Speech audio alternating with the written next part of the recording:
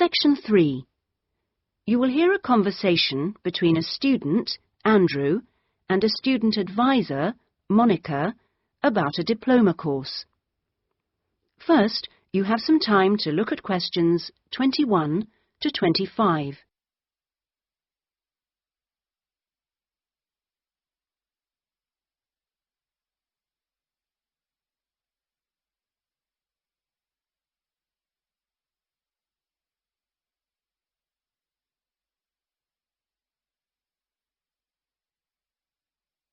Now listen carefully and answer questions 21 to 25. Excuse me, I was told to come here for advice about management diploma courses. You've certainly come to the right place. Hi, my name is Monica. Nice to meet you. My name is Andrew Harris. So, Andrew, have you seen our diploma course prospectus yet? Yes, I've already looked at it. In fact, I thought the information on course content was really useful. But I'm afraid I'm a bit confused by all the different ways you can do the course. Full-time intensive, part-time, and so on. Mm-hmm. Well, let's see if I can help.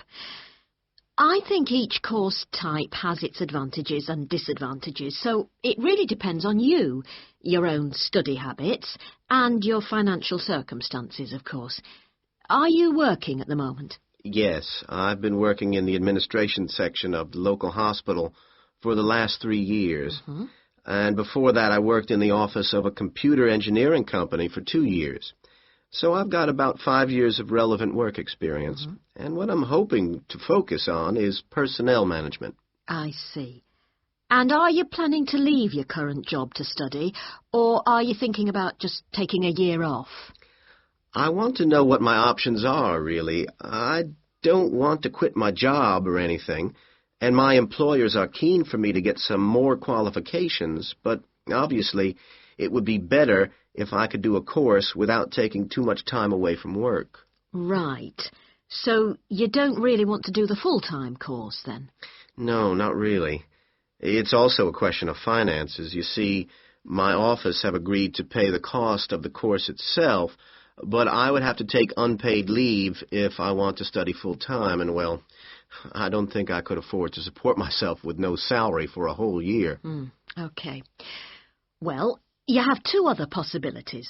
You could either do the part-time course, that would be over 2 years, and you wouldn't have to take any time off work, or you could do what we call a modular course. You could do that in 18 months if you wanted, or longer. It's quite flexible, and it would be up to you. So what does the part-time course involve? For that, you would join an evening class and have a lecture twice a week. Then you'd have to attend a seminar or discussion workshop 1 weekend a month. What kind of coursework would I have to do? Well, it's a mixture. You'd be expected to write an essay each month, which counts towards your final assessment. You have a case study to do by the end of the course, which might involve doing a survey or something like that. And also you need to hand in a short report every 4 weeks. So that's quite a lot of work then, on top of working every day. It sounds like a lot of studying, and really tiring. Yeah, you certainly wouldn't have much free time. Before you hear the rest of the conversation, you have some time to look at questions 26 to 30.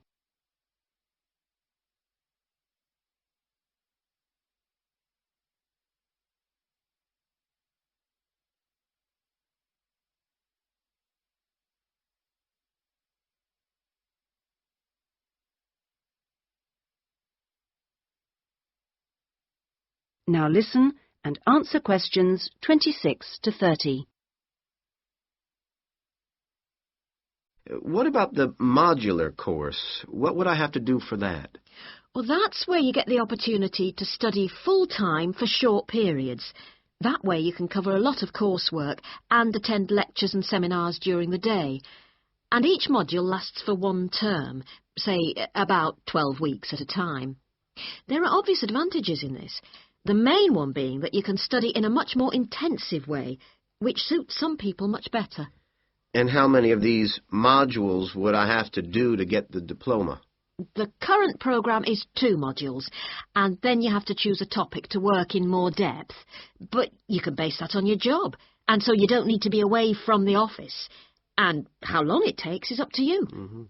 The important thing is that you don't have to study and work. You can focus on one thing at a time. Yes, I can see that. It certainly sounds attractive. It would be more expensive, though. I mean, I'd have to support myself without pay for each module. That's true, so that might be a problem for you. Look, why don't you talk this over with your employers and then come back... That is the end of section 3. You now have half a minute to check your answers.